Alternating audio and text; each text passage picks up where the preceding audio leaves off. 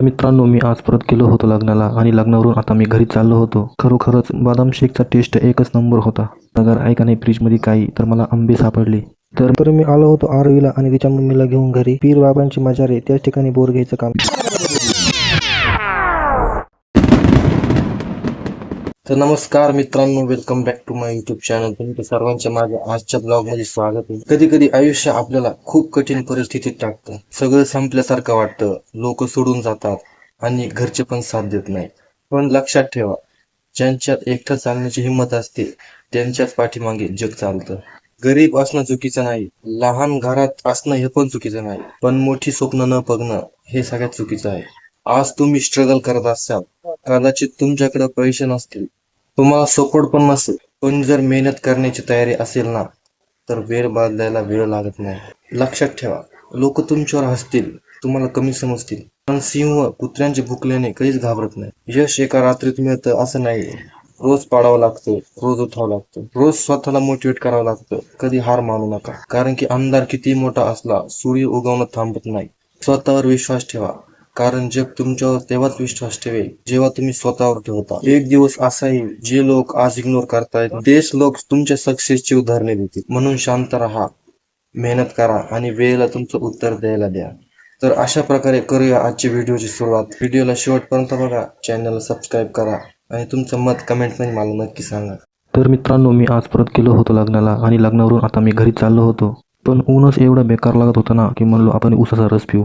पण सध्या तिथं ऊसाचा रस नव्हता, म्हणून मी आलो एका बदाम शेकच्या गाडीवर. त्या गाडीवर भरपूर प्रकारच्या कुल्फ्या वगैरे होत्या, पण मी बदाम शेकच घेतलं, कारण त्याच्यामध्ये बदाम पण असतात आणि प्यायला पण खूप छान लागतं. आणि मी ग्लास घेतला आणि बसलो साईडला जाऊन. तर खरोखरच बदाम शेकचा टेस्ट एकच नंबर होता. त्यानंतर मित्रांनो, मी गेलो घरी. घरी आल्यावर बघितलं की गारगार ऐका नाही फ्रीजमध्ये काही तर मला आंबे सापडले.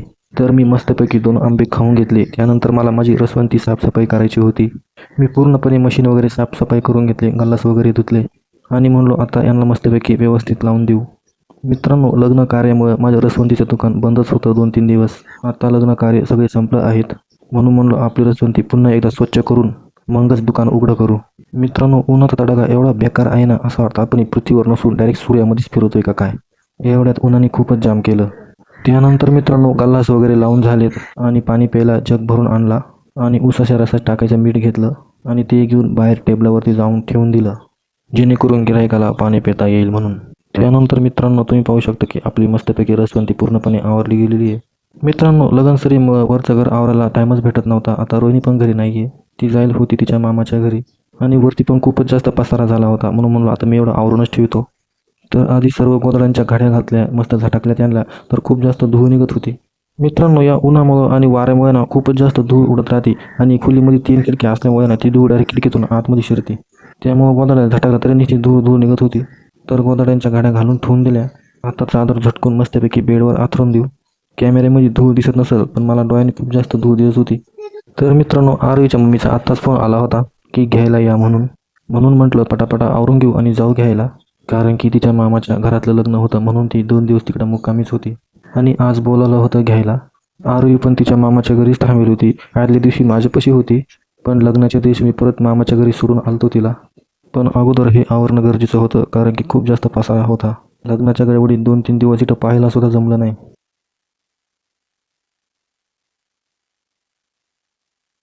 तर मित्रांनो, आता माझं इथलं सर्व काम आवरून गेलं होतं. मम्मींनी मला खाली नाश्ता करायला बोलावलं होतं, म्हणून मी गेलो होतो खाली.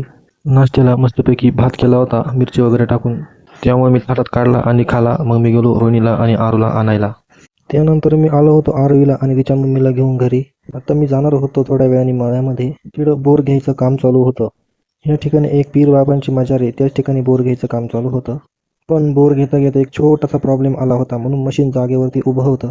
तुम्ही वरती पाहूनच अंदाज लावू शकता की किती ऊन असेल आत्ता बाहेर.